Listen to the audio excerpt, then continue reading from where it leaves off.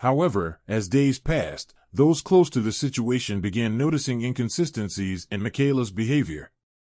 Multiple witnesses later reported her unusual emotional detachment when discussing Jalen's death. She also began making rapid changes to their shared financial accounts, actions that would later become crucial evidence for investigators. They hate you. You're gonna die. I don't want to do this. By 2023, Jalen Robeson and his wife Michaela traveled to Sri Lanka for what was meant to be their first major international vacation. The Richmond, Virginia couple had been married for 18 months. Jalen working as an Amazon delivery driver and Michaela employed at the front desk of a corporate plaza downtown, their marriage had begun showing subtle signs of strain. Okay. Thomas Martinez, Jalen's supervisor at Amazon, would later testify that he had noticed concerning changes in Jalen's behavior during the months leading up to the trip. She's smiling with the urn in her hand. It's crazy. Once known for his outgoing personality and consistent work performance, Jalen had become increasingly withdrawn. Similar observations came from his sister Aaliyah Robeson, who noted significant changes in her brother's demeanor since early 2023. The couple arrived at their beachfront resort in Wattawa on July 10th. During their first 4 days, they followed a typical tourist itinerary, visiting local temples and spending time on the beach. However, events took a tragic turn on July 15th, their 5th day at the resort. At approximately 11:15 a.m., Jalen went for a swim in the Indian Ocean. By 12:45 p.m., his body was discovered floating approximately 200 meters from shore by resort employees Pradeep Kumar and Melinda Silva. The initial investigation, led by Inspector Rajitha Bandara, treated the death as a straightforward drowning case. No external injuries were found on Jalen's body. However, several crucial details were overlooked during this preliminary examination. Most significantly, Jalen's body showed signs of rigor mortis that were inconsistent with the typical timeline for drowning victims in warm water conditions.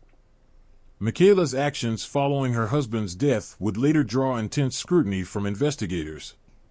She immediately pushed for cremation, claiming it aligned with Jalen's wishes, though no documentation of such preferences existed. So it's obvious he had been dead for some time. Before the cremation was carried out at a local funeral service the same evening, an unusually accelerated timeline for an international death. Michaela collected the ashes and departed Sri Lanka the following day, July 16th. Perhaps most striking was Michaela's complete failure to contact any family members about Jalen's death until after her return to Richmond on July 18th. She tripping. This included Jalen's sister Aaliyah, who had maintained a close relationship with both her brother and Michaela. When questioned later about this decision, Michaela claimed emotional distress prevented her from making the calls, insisting she wanted to deliver the news in person. Stop. The Richmond community initially provided strong support for Michaela.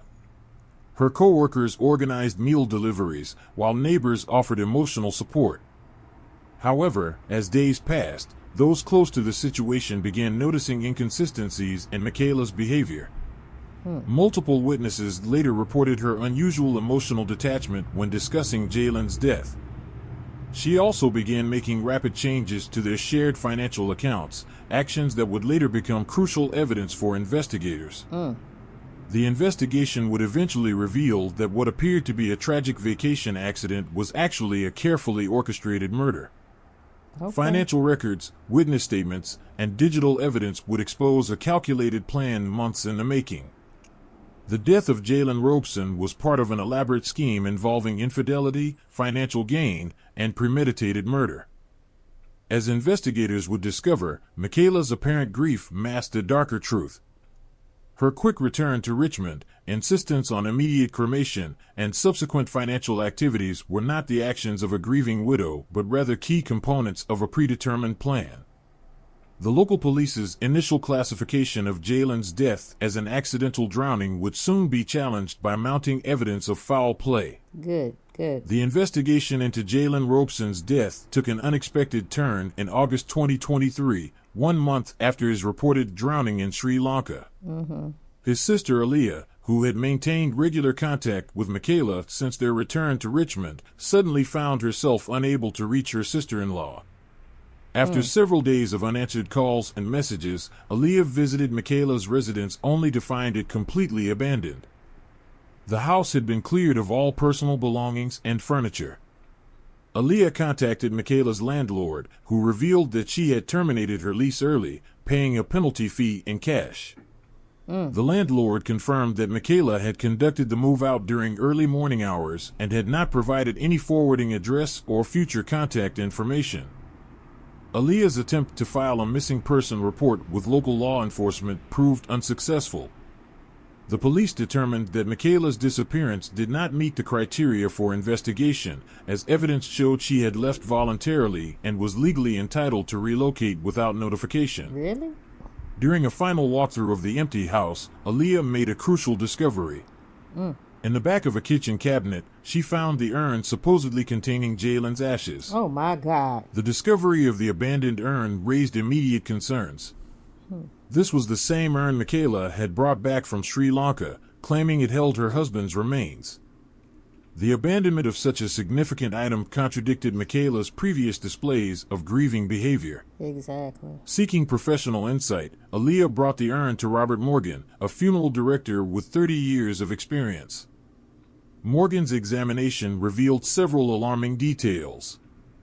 The urn was manufactured by an American company and featured design elements specific to the U.S. market. Morgan confirmed that this model was not exported to Sri Lanka and would not have been available for purchase there. Further examination of the urn raised additional questions. The engraving of Jalen's name showed signs of being done by standard American engraving equipment, distinct from methods typically used in Sri Lankan funeral services. The urn's pristine condition also suggested minimal handling, contradicting the expected wear from international transport. These discoveries prompted Aaliyah to begin her own investigation. So wait a minute. She bought the urn before they went on vacation and before he died in the United States. She contacted Jalen's bank and learned that Michaela had already initiated the process to claim his life insurance policy. The bank's records showed that she had submitted the claim paperwork within days of returning from Sri Lanka, an unusually quick timeline given the international nature of the death. Aaliyah's search also revealed that Michaela had been systematically closing joint accounts and transferring assets since their return. She had sold Jalen's car, liquidated their shared investment account, and cleared out their safe deposit box. All these actions had been taken before her sudden disappearance. The timing of these financial moves suggested careful planning rather than the actions of a grieving widow. Each transaction had been conducted legally, but the pattern indicated premeditation. Michaela had efficiently converted most of their shared assets to cash or transferred them to accounts solely in her name. Through conversations with neighbors, Aaliyah learned that Michaela had begun moving items out of the house gradually, weeks before her final disappearance. Several neighbors reported seeing her making late-night trips with boxes and small furniture pieces, suggesting a calculated effort to avoid attention. Michaela's workplace provided another piece of the puzzle. Her resignation had been submitted electronically 2 weeks prior to her disappearance, with her final day coinciding with the abandonment of the house. Co-workers reported that she had been gradually removing personal items from her desk, leaving it completely cleared by her last day. The abandoned urn, with its American origins, stood as physical evidence that the circumstances of Jalen's death may have been predetermined. The questions surrounding how an American-made urn had been transported to Sri Lanka and why it was later abandoned would become crucial elements in understanding the true nature of Jalen's death. She was done with him. A month into her own investigation, Aaliyah Robeson traveled to Sri Lanka to pursue leads in her brother's death. Upon arriving at the resort in Wadawa, she began interviewing staff members who had been present during the incident. Her conversations with resort employees quickly revealed disturbing inconsistencies in the official narrative of Jalen's death. A local fisherman who had assisted in recovering Jalen's body provided crucial information that had been overlooked in the initial investigation. He noted that when they retrieved Jalen from the water, his body exhibited clear signs of rigor mortis, a physical state that typically doesn't occur until several hours after death. So he was dead already before he hit the water. This detail was particularly significant given the warm water conditions, which typically delay the onset of rigor mortis in drowning victims. The resort staff's testimonies painted an even more troubling picture of the events following Jalen's death. Multiple employees independently reported seeing Michaela in the company of an unidentified man later that same day. A restaurant server described the pair dining together at the beachfront restaurant mere hours after Jalen's body was discovered. The server noted their intimate behavior and relaxed demeanor, which stood in stark contrast to what would be expected from a newly widowed woman. Several other staff members provided similar accounts. A beach attendant observed the couple walking along the shore that evening, while a hotel bartender reported serving them drinks. These witnesses consistently described their behavior as casual and intimate, with no signs of the distress one would expect following such a tragedy.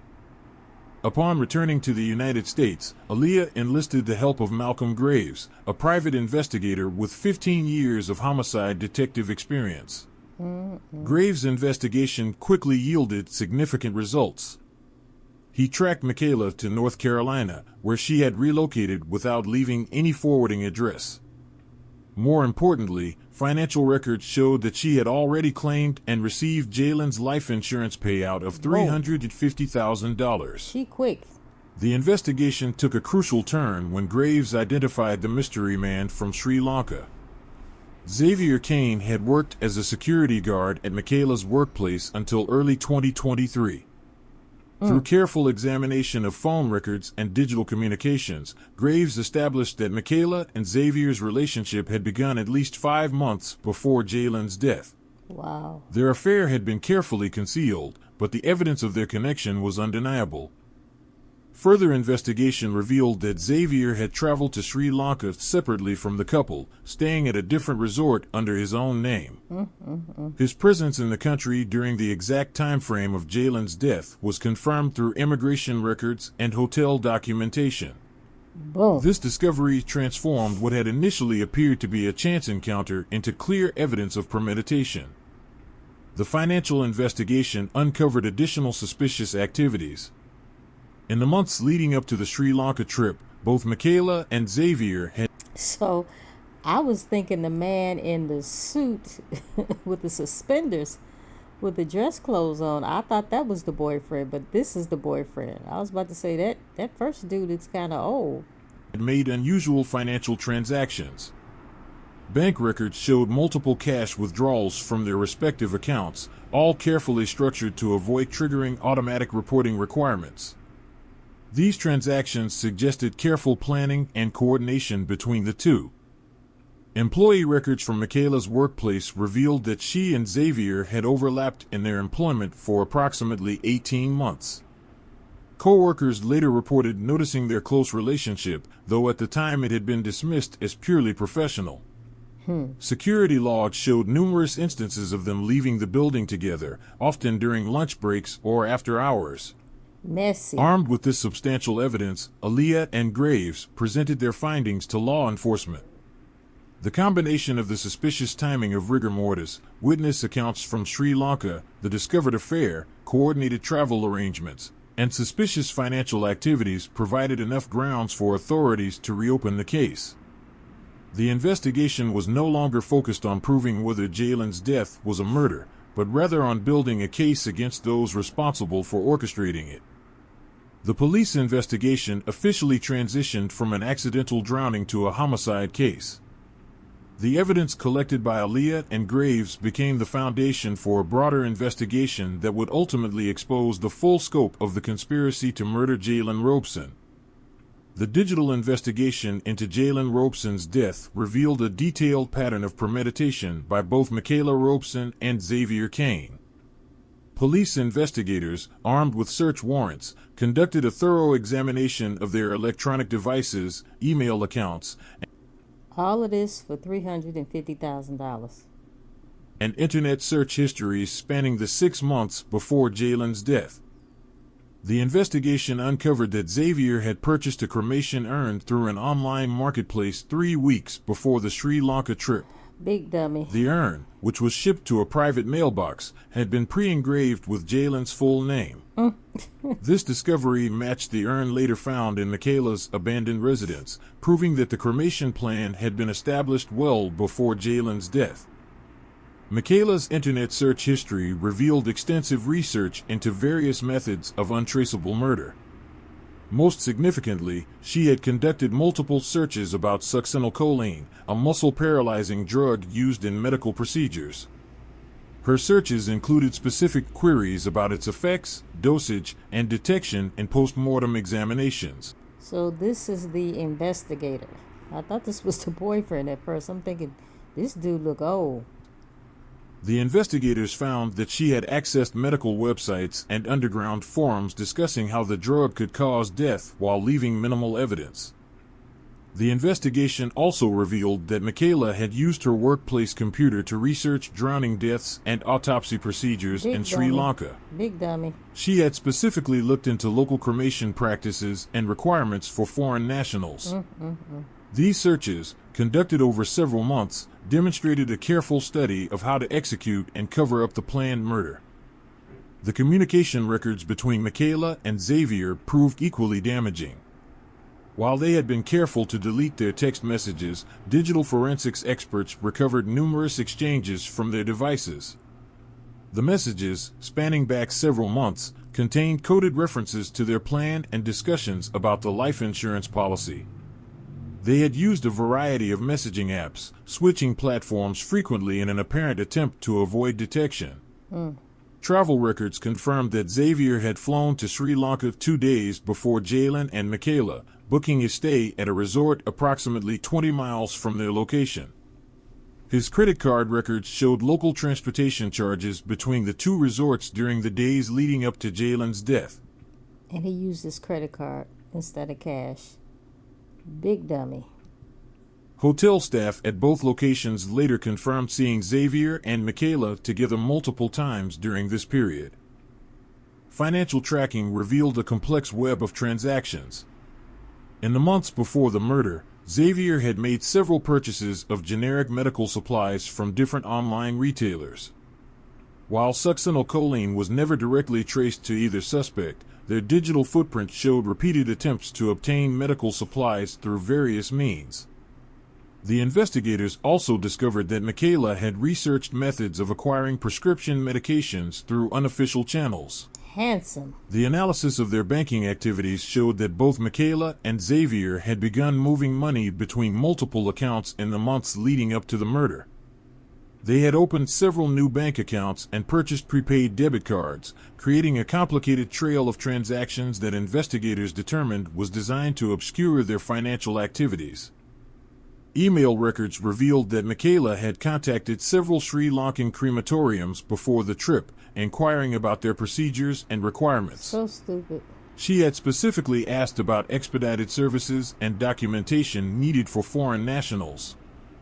These emails, sent from a private account, demonstrated her intention to ensure a rapid cremation before any questions could be raised about Jalen's death. The digital evidence also included location data from their mobile devices, which placed both Michaela and Xavier at various meeting points in the months before the murder. These meetings often occurred in remote locations or during times when Michaela had told Jalen she was working late. The pattern of these meetings increased significantly in the weeks leading up to the Sri Lanka trip. Based on the overwhelming digital evidence, law enforcement obtained arrest warrants for both Michaela and Xavier. Good.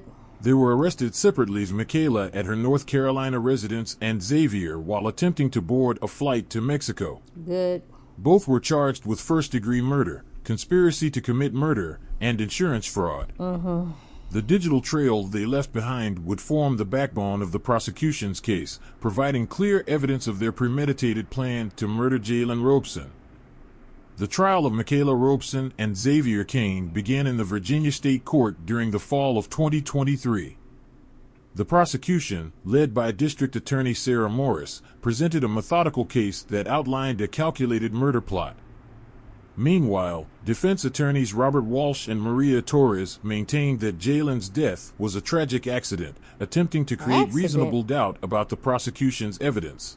Accident. The defense strategy focused on challenging the circumstantial nature of the evidence. Walsh argued that Michaela's internet searches about succinylcholine were part of her general interest in medical topics, pointing to her history of searching various medical conditions. Torres suggested that the urn purchase was unrelated to any murder plot, claiming Xavier had bought it as part of his interest in antiques and collectibles. However, the prosecution's case proved compelling. Medical examiner Dr. James Patterson testified about the unusual presence of rigor mortis in Jalen's body. He explained that the condition of the body was inconsistent with a typical drowning, particularly given the warm water temperature in Sri Lanka. Dr. Patterson detailed how the rapid onset of rigor mortis strongly indicated the presence of a paralytic agent. Toxicologist Dr. Laura Freeman provided crucial testimony about succinylcholine. She explained that while the drug metabolizes quickly and becomes undetectable within hours, its effects leave distinct physical markers. The prosecution connected this testimony to the fisherman's observations about the state of Jalen's body when it was recovered from the water. Digital forensics expert Marcus Rodriguez presented recovered text messages between Michaela and Xavier. The messages revealed their developing relationship and contained coded references to their future plans. Particularly damaging was a message from Xavier to Michaela 2 days before Jalen's death, stating everything is ready.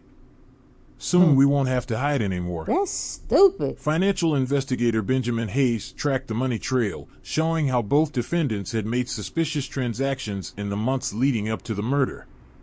He detailed their attempts to conceal their financial activities through multiple accounts and prepaid cards. Hayes also testified about the life insurance policy, revealing that Michaela had confirmed the policy details just weeks before the trip. The prosecution brought forward resort staff from Sri Lanka who testified via video link. Their accounts of seeing Michaela and Xavier together shortly after Jalen's death contradicted the defense's claim that their meeting was coincidental. A hotel employee testified about overhearing them discussing flight arrangements while Jalen's body was still being processed by local authorities. They just didn't care. They was just doing whatever they were going to do in order to get rid of this husband. Several of Michaela's former co-workers testified about observing her relationship with Xavier at their workplace. They described numerous instances of intimate behavior and secret meetings, establishing a timeline of their affair that began months before the murder. One co-worker testified about overhearing a phone conversation where Michaela discussed planning a trip with Xavier while still married to Jalen. The defense attempted to discredit these witnesses, suggesting their memories might have been influenced by media coverage of the case. However, their cross-examination efforts were undermined by the consistency of the witness accounts and the supporting digital evidence. As the trial progressed, the prosecution methodically connected the elements of premeditation. They demonstrated how Michaela and Xavier had coordinated their travel arrangements, prepared the urn in advance, and planned the method of murder. Exactly. The financial motive was clearly established through the life insurance policy and their subsequent attempts to access the money. In their closing arguments, the prosecution emphasized the calculated nature of the crime. District Attorney Morris walked the jury through the timeline of events, from the beginning of the affair to the careful planning of the murder and the attempted cover-up. She highlighted how each piece of evidence, from the digital trail to witness testimonies, pointed to a premeditated murder rather than an accident. Exactly. The defense's closing arguments focused on the lack of direct evidence linking their clients to succinylcholine acquisition or administration. They argued that the prosecution had built a circumstantial case based on speculation and coincidence. However, the overwhelming amount of evidence proving premeditation and coordination between Michaela and Xavier made these arguments appear weak to the jury. The jury returned with guilty verdicts on all counts Good. against both Michaela Robeson and Xavier Kane. Good. They were convicted of first-degree murder, conspiracy to commit murder, and insurance fraud in connection with the death of Jalen Robeson. Judge William Harrison initially sentenced both defendants to 15 years to life in prison. 15 The years. prosecution team, led by District Attorney Sarah Morris, filed an appeal for a harsher sentence, citing the exceptional level of premeditation and the cruel nature of the murder. Exactly. They emphasized how the defendants had not only planned the murder over several months, but had also forced Jalen's family to endure additional trauma through their elaborate cover-up attempts. It's horrible. During the sentencing review, the prosecution presented impact statements from Jalen's family members. Aaliyah Robeson's testimony particularly influenced the proceedings. She described her brother's dedication to his work, his commitment to family, and the devastating impact his murder had on their parents and extended family. Her advocacy for a stricter sentence included gathering community support and working with victims' rights organizations. The review panel considered several aggravating factors in their decision to increase the sentences. They noted the sophisticated nature of the crime, including the international travel element, the use of a paralytic agent, and the calculated efforts to destroy evidence through cremation. Exactly. The panel also considered the defendants' lack of remorse throughout the trial and their continued attempts to maintain their innocence despite overwhelming evidence. In response to these factors, the court increased both sentences to life imprisonment without the possibility of parole. Good. The enhanced sentences reflected the severity of the crime and sent a clear message about premeditated murder for financial gain.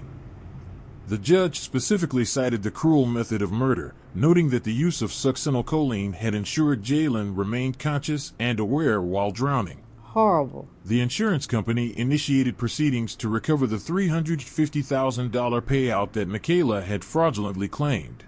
Can you imagine drowning and you can't do anything to prevent it? They just threw him in the water after giving him the medication. And there was nothing he could do. He couldn't move. I mean, that has to be scary. The funds were eventually returned to the company, which then worked with Jalen's family to ensure the money went to his rightful beneficiaries. Additional civil proceedings were initiated to recover legal costs and damages. The case led to several changes in how international deaths are handled by Sri Lankan authorities. Good. New protocols were implemented requiring more thorough investigations of tourist deaths and implementing stricter requirements for expedited cremations of foreign nationals. Good. These changes became known informally as Robeson regulations among local law enforcement. Malcolm Graves, the private investigator whose work proved crucial to solving the case, used this experience to develop new investigative techniques for cases involving international elements. He began consulting with law enforcement agencies to help them better handle similar cases of suspicious deaths abroad. Bye-bye. The Virginia State Police established new guidelines for investigating deaths occurring overseas, incorporating lessons learned from the Robeson case. These guidelines emphasized the importance of digital forensics and international cooperation in solving cross-border crimes. Jalen's death and the subsequent investigation also prompted discussions about the vulnerability of individuals to intimate partner violence, regardless of gender. Several domestic violence organizations used the case to highlight the importance of recognizing warning signs in relationships and the need for support systems. Aaliyah Robeson established a foundation in her brother's name to assist families investigating suspicious deaths of loved ones abroad. Nice. The foundation provides resources, legal advice, and financial assistance to families navigating international investigations and legal proceedings. They hate you. You're gonna die. I don't want to do this.